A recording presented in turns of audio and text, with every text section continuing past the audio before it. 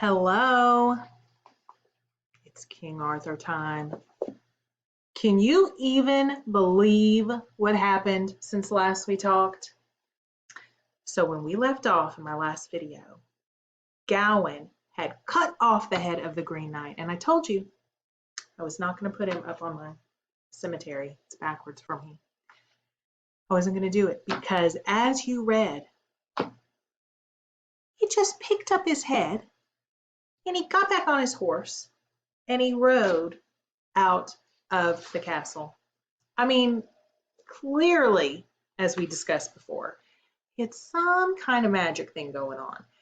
And so I want you to consider how Gawain must feel when he sees that happen, because now he knows he's going to have to do what in 1 year and 1 day.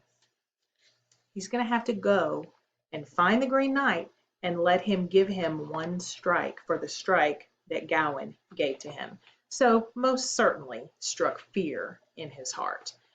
But you know he's not going to be a coward, because remember that Gawain is trying to make up for the shame of killing the lady. So he really is trying to do something good, even if it means that he ends up dead. So you know he's not going to decide not to do it, even though, let's be honest, most of us would be like, never mind, just going to go hide somewhere.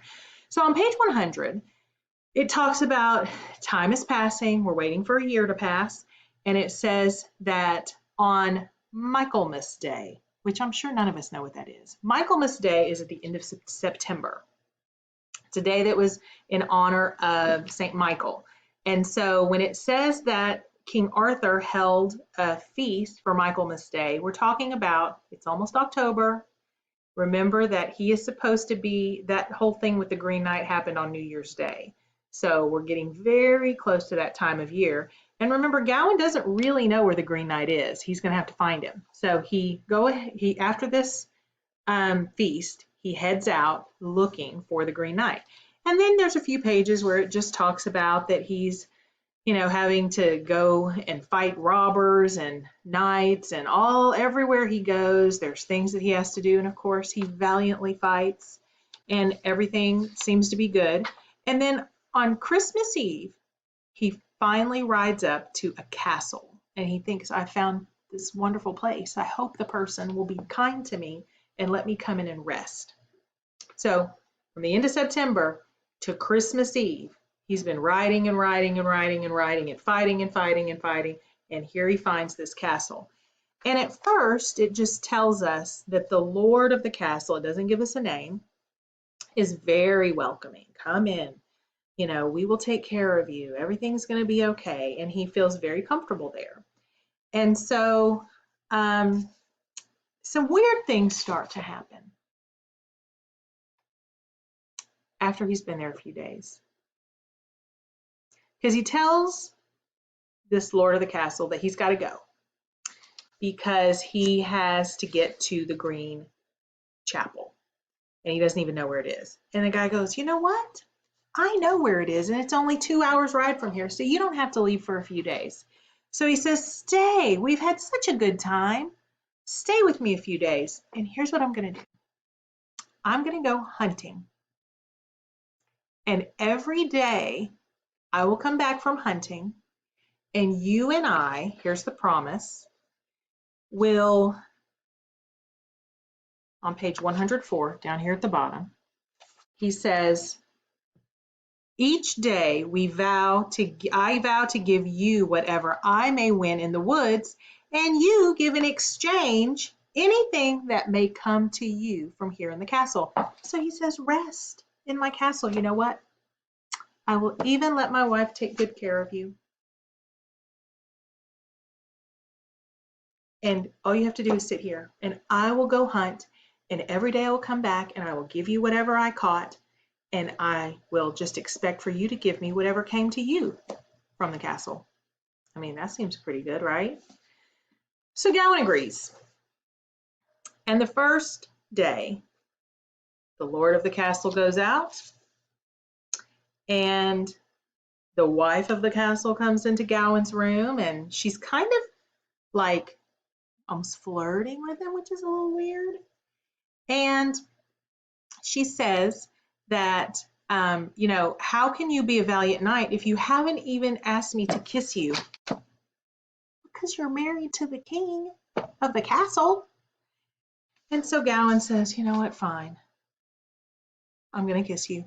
And then he gets a kiss from the lady.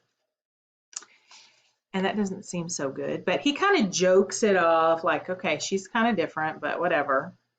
And that night, the Lord of the castle comes back. And he gives Gawain what he got in the hunt. And Gawain gives him a kiss. It's awkward. Look, I wrote in my book. It was awkward. He gave him a kiss. And the Lord of the Castle's like, what? Where did you get the kiss? And he goes, no, that wasn't part of the bargain. Now, obviously, Gawain probably doesn't want to tell. It was your wife. But he says, okay, that wasn't part of the bargain. So the first day, he gives the Lord of the Castle one kiss because that is what he got. And as you know, we went on. And the next day, the lady is again kind of wheedling him and, trying to be maybe a little too friendly with him. And Gawain ends up getting 2 kisses from her. So that night, Lord of the Castle comes back from hunting. He gives him what he had caught in the hunt. And Gawain gives him 2 kisses. Second day, he gives him 2 kisses. He doesn't tell him where it's from, but he gives him the kisses. Now, so far, is Gawain doing the right thing? Is he giving the Lord of the Castle what the deal was? I guess technically yes. But I still think it's a little weird, obviously. All right, so here comes the third day. The third day is perhaps the most interesting. So the lady of the castle, again, is getting a little too friendly, and she asks him to, she kisses him 3 times this day. And then she asks him to take this green lace from her clothes and wear it hidden under his clothes.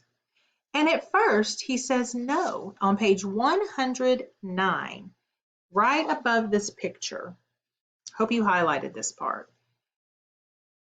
It says, he said, "It may not be so," answered Gawain, "for I cannot be your knight and wear your favor." Why can't he be her knight? Because she's married to the Lord of the Castle. He can't be her knight, and she has a Lord of the Castle that's her husband. So I felt like that was very much kind of Knight's Code. Like, I might have put that a couple times. That he had done something that was Knight's Code in this chapter. That's one of the examples of things that places where I put that. But for whatever reason, he says, no, I won't do it. But she's not done. She argues a bit more. Top of page 110. "It is but a little thing," she said, "and you may wear it hidden. Take it, I pray you, for," this is what's going to get him, "it is a magic lace, and while a man wears it, he may not be slain." Now think. Gawain knows in just a couple of days he's leaving, and he's going to have to fight the Green Knight, who's very scary. Remember, he's gigantic and green. And he knows he has to just sit there while the knight gives him one good, what they call it? I've lost my word. Strike, right? He's got to let him get one good strike on him before anything else happens. So to think that this piece of lace could keep me from dying, that's what gets him. And he ends up keeping the lace. And he does hide it beneath his clothes. And that night, Lord of the Castle comes back. Gawain gives him 3 kisses. He does not give him the lace. This is a problem.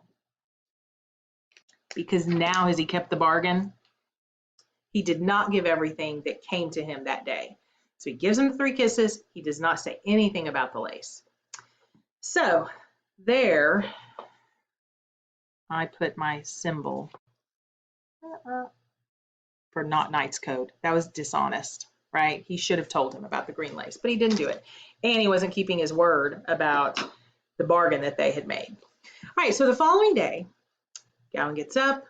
A squire takes him towards the Green Knight, the Green Castle, which is where the Green Knight is. And he's like, I don't think you should do this. I think you're going to die. Turn around. This is a bad idea. And Gawain says, here's another place where I did put the knight's code. Gawain says, I must go forward. I would be a coward and unworthy of knighthood if I fled away now. So that's the bottom of page 111. And again, remember, Gawain is trying to erase the shame of the Lady Blamore. So he's going to keep going no matter what. But he truly is convinced he's going to die, as was I the first time I read this book. All right, so he goes on. He finds the Green Chapel, and he finds the Green Knight. But first he hears the Green Knight. Does anybody remember what he was doing? He was sharpening his weapon. That can't be good. So the Green Knight comes out, as scary as ever. Big, gigantic, green. Probably not the nicest looking face. And Gawain says, okay, here I am. I'm going to let you get your blow in. And so, just like he had done, the Green Knight asks Gawain to kneel and put his head down so that he can, and he hears the of the weapon and he flinches. And the Green Knight stops. And he doesn't actually strike him. And he says, are you a coward? Did you flinch? I never flinched, and you cut my head off. So Gawain said, you know what? You're right. I will not flinch this time. So on page 114, he pulls the thing back again, and he goes to strike him, and he stops just short. Doesn't even hit him. But Gawain does not flinch this time, thereby thinking, okay, I'm at least brave. And Gawain actually says to him, why do you talk so much? Go ahead and get me, right? Hit me. So the second time, first time, he flinches, so he stops. Second time, he stops before he actually hits him. The third time, he comes down and he actually, I'm going to use the word nicks him, right? He does hit his neck, just barely. It said that he aimed with such care that the blade only parted the skin at the side of his neck. So, did he cut his head off? Did he kill him? No. And then Gawain jumps up because he's like, that's it. I took the strike. Now I can really fight you. And here comes the best part ever, right? The Green Knight says to him, I hope you guys caught this. Gawain, he said, I'm on the bottom of page 114. All the fierceness gone out of his voice. You have indeed borne the blow, and no other will I strike you. I hold you released of all claims now. If I had wished it, I might have struck you a crueler stroke, and smitten your head off as you smote off mine. The first blow and the second that struck you not were for these two. Were for the promises truly kept, for the one kiss and the 2 kisses that my wife, wait a minute, this is the Green Knight. My wife? Yes, the Green Knight is the Lord of the castle. And that's where we find it out, right there. So the 2 kisses and the 1 kiss, you gave them back to me, so I did not strike you. But the third, gave him the 3 kisses, but did he give him the lace? So that's why he nicked him, because of the lace. So you failed thereafter and had to get the wound, is basically what he said. And so Had you yielded to dishonor and shamed your knighthood, then would your head be lying at my feet. Gawain saved his life by doing mostly the right thing. I'm going to say mostly the right thing. The lace was obviously something he did wrong, but the knight forgave him because he did not do anything worse. And he said that he had sent his wife to tempt him specifically to see if he was a good knight. And so he passed the test. And so all was well. He went back to Camelot. He went back to King Arthur, told the tale. Everyone says you're wonderful. Here's my question though. Do you think that he really erased his shame of killing the Lady Blamore? I mean, this is a pretty good thing that he did. He had that one little faltered step. So I'm wondering if he really erased his shame or if he proved once again that maybe he's not always the best knight. I mean, I'm not trying to say anything bad about Gawain. Just asking you what you think. So I hope that you've written out your notes in your journal.